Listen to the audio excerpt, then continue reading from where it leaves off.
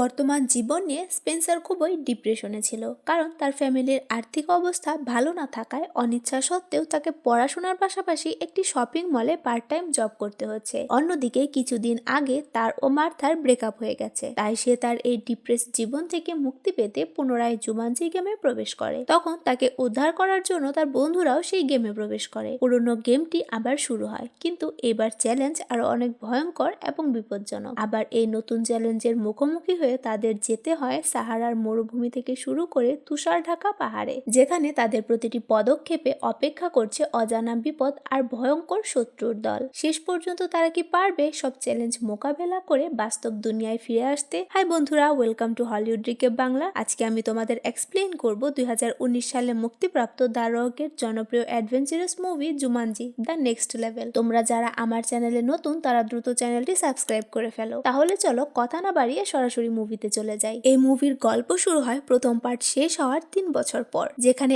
আমরা দেখতে পাই 4 বন্ধু স্পেন্সার, ফ্রিজ, মার্থা ও বেথেনি তাদের হাই স্কুল শেষ করে বর্তমানে ভিন্ন ভিন্ন জায়গায় পড়াশোনা করছে। সামারের ছুটিতে বেথেনি তাদের 4 বন্ধু হোয়াটসঅ্যাপ গ্রুপে সবাইকে মেসেজ করে দেখা করার জন্য বললে ফ্রিজ সবাইকে নোরাজ নামের একটি রেস্টুরেন্টে আসতে বলে। স্পেন্সার নিউ ইয়র্ক সিটিতে পড়াশোনার পাশাপাশি একটি শপিং মলে কাজ করে। সে তার বর্তমান জীবন নিয়ে খুশি ছিল না, কারণ একে তো তার ফ্যামিলির আর্থিক অবস্থা ভালো ছিল না, তার উপর মার্থার সাথে তার গত বছর ব্রেকআপ হয়ে গেছে। সব মিলিয়ে সে খুবই ডিপ্রেশনে ছিল। বাকি সবাই যখন সামারের ছুটিতে বাড়ি ফেরার জন্য এক্সাইটেড ছিল, তখন স্পেন্সার মন খারাপ করে অনেক কষ্টে তার বাড়ির লাগেজ নিয়ে তার বাড়ি ফিরে আসে। বাড়ি ফিরে সে দেখতে পায় তার নানা এডির হিপ অপারেশন হয়েছে এবং তার মা এডিকে তার রুমেই থাকতে দিয়েছেন। রাতে যখন স্পেন্সার তার নানার সাথে গল্প করছিল, তখন গ্রুপে ফ্রিজ সবাইকে সকাল 10টায় নোরাজ রেস্টুরেন্টে থাকতে বলে। এটা শুনে তার নানা এডি বলে, শহরে এত রেস্টুরেন্ট থাকতে তোমাদের কেন নোরাজেই দেখা করতে হবে? এটা শুনে স্পেন্সার বলে, সবাই মিলে এটা ঠিক করেছে, তার এখানে কিছু করার নেই। আসলে কিছুদিন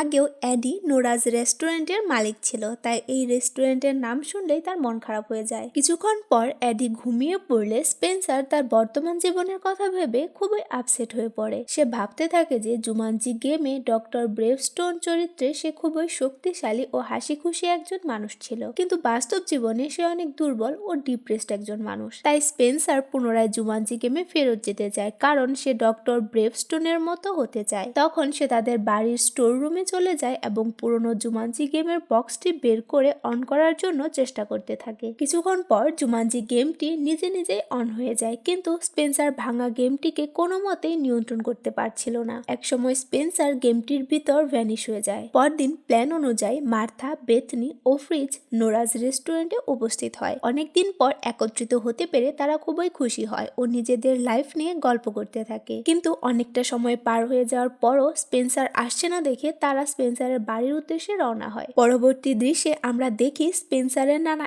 এডি নাক ডেকে ঘুমাচ্ছে, আর তখনই বাড়ির কলিং বেল বেজে ওঠে এবং দরজা খুলে তিনি তার বন্ধু মাইলোকে দেখতে পায়। এডি আর মাইলো অনেক ভালো বন্ধু ছিল এক সময়, কিন্তু বর্তমানে তাদের সম্পর্কটা আর আগের মতো নেই। এডি মাইলোকে দেখে বিরক্ত হয় ও তার সাথে রেগে কথা বলতে থাকে। ঠিক তখনই পুনরায় কলিং বেল বাজে ও এডি দরজা খুললে ফ্রিজ, মার্থা এবং বেথনিকে দেখতে পায়। এডি তাদেরকে দেখে খুশি হয় ও তাদেরকে মাইলোর সাথে পরিচয় করিয়ে দেয়। এডি মাইলোকে খোঁচা দিয়ে কথা বলতে থাকে, কারণ তারা দুজন মিলে একটি রেস্টুরেন্ট দিয়েছিল, কিন্তু এডিকে না বলে মাইলো সেই রেস্টুরেন্টটি বিক্রি করে দেয়, আর সেই রেস্টুরেন্টটির বর্তমান নাম নোরাজ। এই জন্যই মূলত এডি মাইলোর সাথে খারাপ ব্যবহার করছিল। স্পেন্সারকে খোঁজার জন্য মার্থা স্পেন্সারের রুমে যায়, কিন্তু তাকে সেখানে দেখতে পায় না। তারপর তারা সবাই মিলে স্পেন্সারকে খুঁজতে থাকে, কিন্তু স্পেন্সারকে কোথাও পাওয়া যায় না। তখনই তারা জুমানজি গেমের অদ্ভুত মিউজিকটি শুনতে পায় ও দৌড়ে স্টোর রুমে এসে সেই ভাঙা পুরনো জুমানজি গেমের বক্সটি দেখে অবাক হয়ে যায়। তখন তারা সবাই বুঝতে পারে স্পেন্সার গেমটি ঠিক করার চেষ্টা করছিল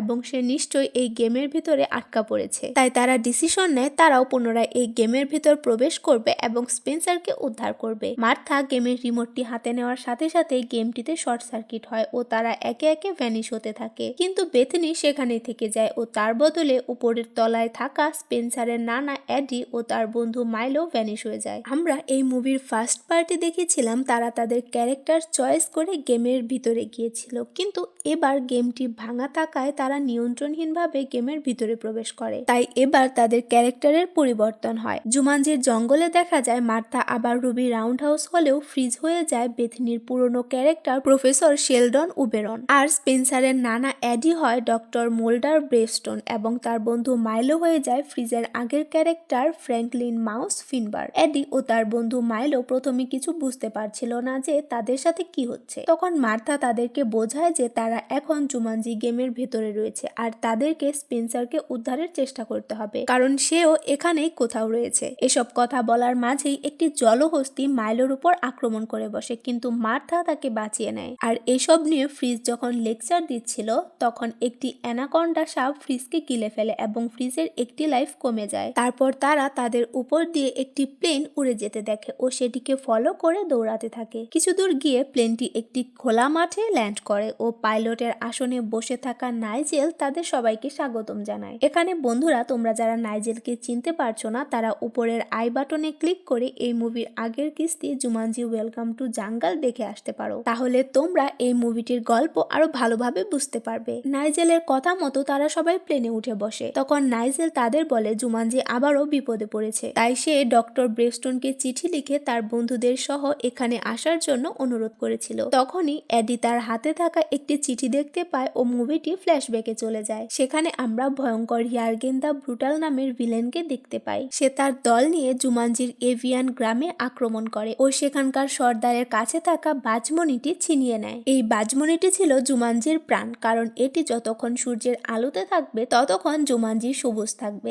এবং ফসল ফলবে। ইয়ার্গেন বাজমণিটিকে দখল করে একটি লোহার সিন্ধুকে তালাবদ্ধ করে রেখেছে, যার ফলে জুমানজি আবারও অভিশপ্ত হয়ে গিয়েছে। তাই তাদের এবারের মিশন হলো ইয়ার্গেনের কাছ থেকে বাজমণিটিকে উদ্ধার করে সূর্যের আলোতে ধরতে হবে আর জুমানজি জুমানজি চিৎকার করতে হবে, তাহলেই জুমানজি অভিশাপ থেকে মুক্ত হয়ে পুনরায় সবুজ সুন্দর একটি দ্বীপে পরিণত হবে। এখানেই ফ্ল্যাশব্যাক শেষ হয় ও মুভিটি পুনরায় প্লেনের ভিতরের দৃশ্যে ফিরে আসে। নাইজেল তাদের একটি ম্যাপ দেয় ও নিচের মরুভূমিতে মানুষের বসতি খুঁজে বের করতে বলে চলন্ত প্লেন থেকে তাদেরকে মরুভূমিতে ফেলে দেয়। তারা সেখানে অনেকগুলো পুরনো ভাঙা গাড়ি পড়ে থাকতে দেখে ও কিভাবে আশেপাশের বসতি খুঁজে বের করবে তা নিয়ে আলোচনা করতে থাকে। তখনই একটি উট পাখি তাদের দিকে এগিয়ে আসে। মাইলো উট পাখির সম্পর্কে বর্ণনা দিতে থাকে, কিন্তু এডি মাইলোর কথা না শুনে উট পাখিটির দিকে এগিয়ে যায়। তখনই উট পাখিটি এডির মাথায় আঘাত করলে সে মারা যায় ও উট পাখিটি সেখান থেকে চলে যায়। গেমের নিয়ম অনুসারে কিছুক্ষণ পর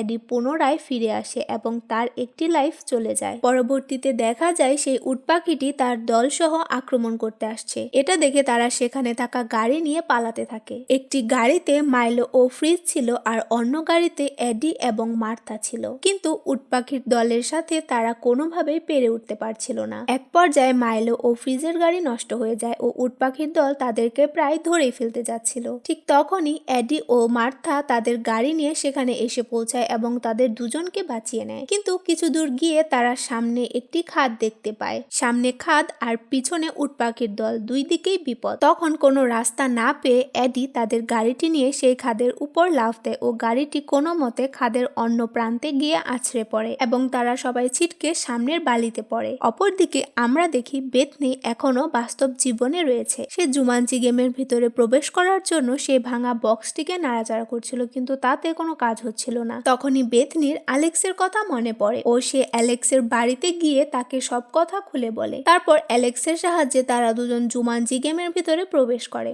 এদিকে তারা চারজন মরুভূমি পাড়ি দেওয়ার জন্য হাঁটতে থাকে ও এক পর্যায়ে মরুভূমিতে অবস্থিত পাহাড়ের অপর পাশে একটি শহর দেখতে পায়। নাইজেলের দেওয়া মানচিত্র থেকে তারা বুঝতে পারে যে তাদের সেখানেই যেতে হবে। তারা যখন সেই শহরে পৌঁছায় ততক্ষণে রাত হয়ে গেছে। সেখানে তারা ইয়ার্গেন ও তার দলকে দেখতে পায়। ইয়ার্গেন বাজমনির চাবি চুরি করার চেষ্টার অপরাধে তার নিজের জেলাকে মেরে ফেলছে ও তার শরীরের মাংস তার পোষা হায়না দুটিকে খেতে দেয়। এভাবে সে বাজমনিটি থেকে দূরে থাকার জন্য সবাইকে সতর্ক করে দেয়। তখন হঠাৎ করে সেখানে থাকা সব আলো নিভে যায়। কিছুক্ষণ পর আলো ফিরে আসলে সিন্ধুকের পাহারাদাররা বলে উঠে যে সিন্ধুকের চাবিটি চুরি হয়ে গেছে। তখন ইয়ার্গেন একটি মেয়েকে সেখান থেকে দ্রুত চলে যেতে দেখে ও চিৎকার করে তার দলের লোকদেরকে সেই মেয়েটিকে ধরতে বলে। মেয়েটি এডির সামনে দিয়ে যাওয়ার সময় সে তাকে ধরে ফেলে ও তাকে ইয়ার্গেনের দলের লোকের হাতে তুলে দেয়। কিন্তু কিছুক্ষণ পরেই তারা বুঝতে পারে যে সেই চোর মেয়েটি হচ্ছে স্পেন্সার। ইয়ার্গেন স্পেন্সারকে চাবি চুরির অপরাধে মেরে ফেলে। গেমের নিয়ম অনুসারে স্পেন্সার তার একটি লাইফ হারায় ও তার নতুন জীবন নিয়ে আকাশ থেকে পড়ে। তারপর সে সবাইকে বলে যে যে আসলে সে তার বাস্তব জীবন নিয়ে খুবই ডিপ্রেশনে ছিল, তাই সে ডক্টর ব্রেভস্টোনের মতো নায়কের জীবন কাটাতে পুনরায় এই গেমে প্রবেশ করেছিল। কিন্তু গেমটি ভাঙা হওয়ায় সে তার ক্যারেক্টার নির্বাচন করতে পারেনি ও গেমে প্রবেশ করে দেখে যে সে একজন দক্ষ মেজরের ক্যারেক্টার হয়ে গেছে। তারপর সে সবার কাছে মাপ চায়, কেননা তার ভুলের জন্যই তারা সবাই আবারও এই গেমে প্রবেশ করে বিপদে পড়েছে। সেখানে থাকা সবাই স্পেন্সারকে সান্ত্বনা দেয় ও বলে তারা সবাই মিলে গেমটি শেষ করে পুনরায় বাস্তব জীবনে ফিরে যাবে। তখনই তারা হায়নার চিৎকার শুনতে পায় ও গেমের ভিতরে থাকা ডক্টর ব্রেভস্টোনের এক্স গার্লফ্রেন্ড সেখানে এসে উপস্থিত হয়। সে তাদের জানায় বাজমণিটি নিয়ে ইয়ার্গেন তার দুর্গে ফেরত যাচ্ছে এবং সেখানে এই মণিটি সে কাবাবিক ব্রাদারদের কাছে বিক্রি করবে ও বিনিময়ে কাবাবিক ব্রাদারদের সুন্দরী বোনকে বিয়ে করে তাদের দুদলের সম্পর্ক স্বাভাবিক করবে। তাই মণিটির বিনিময় করার আগেই তাদের মণিটি উদ্ধার করতে হবে, না হলে জুমানজি কখনো অভিশাপ থেকে মুক্তি পাবে না আর তারাও কখনো বাস্তব জীবনে ফেরত যেতে পারবে না। এসব কথা শুনে ইয়ার্গেনের দলকে অনুসরণ করার জন্য স্পেন্সার, এডি ও মাইলো উট চুরি করতে যায়। অন্যদিকে মার্থা ও ফ্রিজ গেমের মানচিত্রে গুরুত্বপূর্ণ লেখা মরুভূমির ফল জুমানজি বেরি খুঁজতে যায়। সেখানে একটি অদ্ভুত কাহিনী ঘটে। মার্থা সেই ফলটি গাছ থেকে পাড়ার সময় নিচে থাকা একটি আলোকিত সবুজ পানির জলাশয়ে পড়ে যায় ও সেখান থেকে উঠার সময় ফ্রিজের হাত ধরলে তাদের দুজনের ক্যারেক্টার বদল হয়ে যায়, অর্থাৎ ফ্রিজ হয়ে যায় মার্থা আর মার্থা হয়ে যায় ফ্রিজ। এতে ফ্রিজ খুশিতে আত্মহারা হয়ে যায় ও এক পর্যায়ে সে পানিতে পড়ে গেলে মার্থা তাকে হাত ধরে তুলতে গেলে তারা আবারও আগের ক্যারেক্টারে ফিরে যায়। এদিকে স্পেন্সার মাইলো এবং তার নানা এডিকে নিয়ে উট চুরি করতে যায়। সেখানে পাহারায় থাকা এডির সাথে তার এক্স গার্লফ্রেন্ডের হাজবেন্ড সুইচ ব্লেডের পাঠানো গুন্ডাদের সাথে মারামারি হয়। সে তার ক্যারেক্টারের ক্ষমতা ব্যবহার করে গুন্ডাদের মেরে ফেলে। তারপর তারা উট চুরি করে নিয়ে আসে ও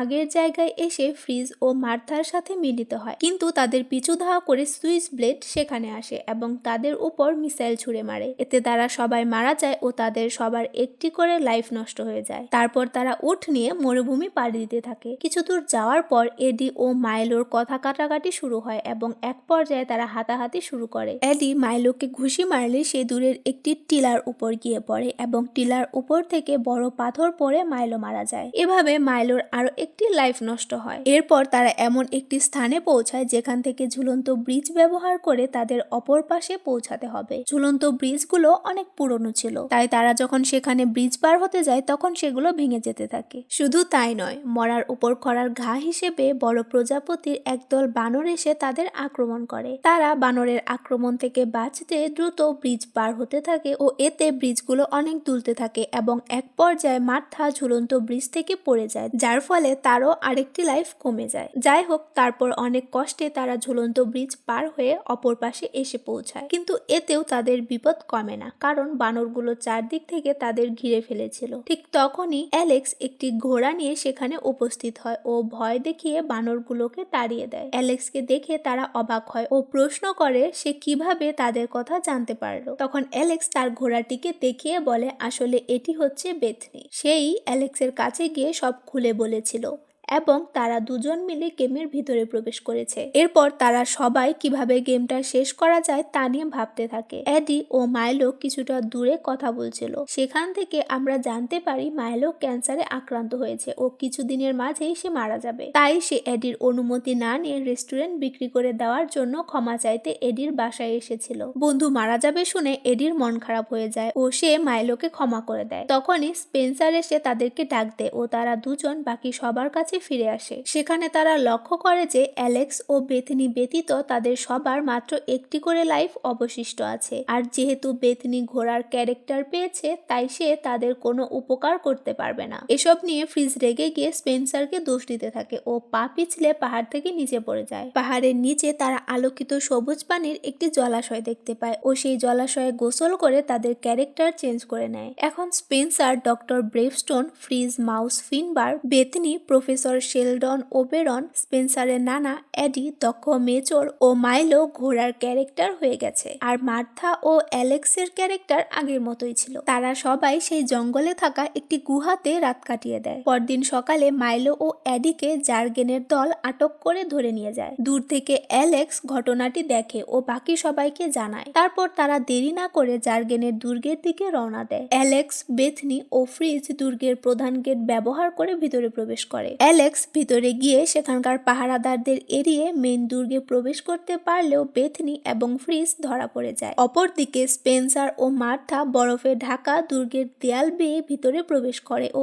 এডিকে মুক্ত করে। তারপর তারা লোহার সিন্দুকের কাছে যায় ও এডিকে বলে সিন্দুক খুলে বাজমুনিটি বের করতে, কিন্তু অনেক চেষ্টা করার পর সিন্দুকটি খুলে তারা বোকা হয়ে যায়, কারণ সিন্দুকের ভিতরে বাজমুনিটি ছিল না। অন্যদিকে অ্যালেক্স দুর্গের ভেতরে প্রবেশ করে ঘোড়ারূপী মাইলোকে খুঁজে পায় ও তাকে উদ্ধার করতে গিয়ে ফাঁদে পড়ে তার দুটি লাইফ হারায়। তারপর সে তার শেষ চেষ্টায় ফাঁদ এড়িয়ে মাইলোকে উদ্ধার করতে সফল হয়। এদিকে বেথনি ও ফ্রিজকে ব্রাদার্স কাবাবিক মনে করে জার্গেনের সামনে নিয়ে আসা হয়। তখন আমরা জার্গেনের গলায় সেই বাজমুনিটি দেখতে পাই। কিছুক্ষণ পর মার্থাও সেখানে এসে পড়ে ও তারা তিনজন কাবাবিক ব্রাদার ও সিস্টারের অভিনয় করে, কিন্তু সেখানে থাকা জার্গেনের এক সদস্য তাদের জালিয়াতি ধরে ফেলে ও তাদের আক্রমণ করতে যায়। তখনই সেখানে স্পেন্সার উপস্থিত হয় ও তারা একত্রে জার্গেনের দলের সাথে মারামারি করতে থাকে। মারামারির এক পর্যায়ে জার্গেন স্পেন্সারের কাছে সেই মরুভূমির ফল অর্থাৎ জুমানজি বেরিটি দেখতে পায় ও সেখান থেকে পালাতে থাকে, কারণ এই ফলটি ছিল তার দুর্বলতা।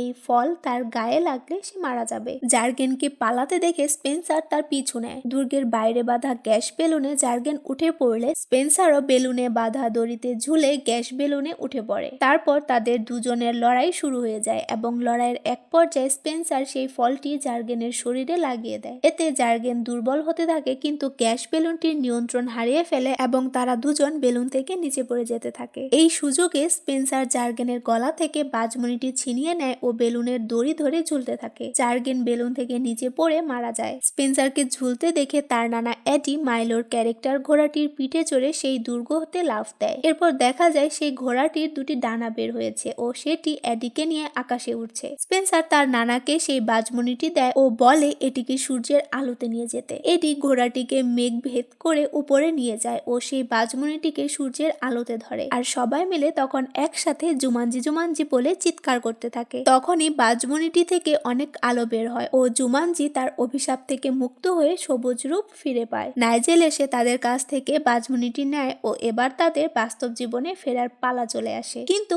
মাইলো এতে রাজি হয় না, কারণ সে কিছুদিন পরেই ক্যান্সারে মারা যাবে। তাই সে জুমানজিতেই থেকে যায় ও ঘোড়া হয়ে মনের আনন্দে উঠতে থাকে। তখন বাকিরা মাইলোকে রেখেই বাস্তব জীবনে ফিরে আসে। এর পরের দৃশ্যে আমরা দেখি নোরাজ রেস্টুরেন্টের মালিক এডিকে ম্যানেজার পোস্টে নিয়োগ দেয়, আর চার বন্ধু সেখানে বসে গল্প করছিল। স্পেন্সারকে খুবই খুশি দেখাচ্ছিল, কারণ তার ও মার্থার সম্পর্ক ঠিক হয়ে গেছে। অপরদিকে স্পেন্সারের মা তাদের হিটার ঠিক করার জন্য একজন মিস্ত্রিকে নিয়ে আসে। সে মিস্ত্রিটি স্টোর রুমে কৌতূহলবশত জুমানজি গেমের বক্সটিকে ধরে। ঠিক তখনই নোরাজ রেস্টুরেন্টে থাকা চার বন্ধু জুমানজি গেমের মিউজিক শুনে রেস্টুরেন্ট থেকে বাইরে বের হয় এবং দেখতে পায় তাদের সামনের রাস্তা দিয়ে উট পাখি দৌড়াচ্ছে। এখানেই মুভিটি শেষ হয়ে যায় ও আমরা বুঝতে পারি যে এই মুভিটির আরো একটি পার্ট সামনে আসবে। বন্ধুরা, মুভিটি ভালো লেগে থাকলে অবশ্যই একটি লাইক দিবে ও কে কে এই মুভিটির পরবর্তী পার্ট আসলে দেখতে চাও তা কমেন্টে জানাও। এইরকম আরো আকর্ষণীয় মুভির এক্সপ্লেনেশন পেতে চাইলে আমাদের চ্যানেলটি সাবস্ক্রাইব করে বেল বাটনটি অন করে দিতে ভুলবে না কিন্তু। তো ভালো থাকবে সবাই, আজকের মতো এখানেই বিদায়।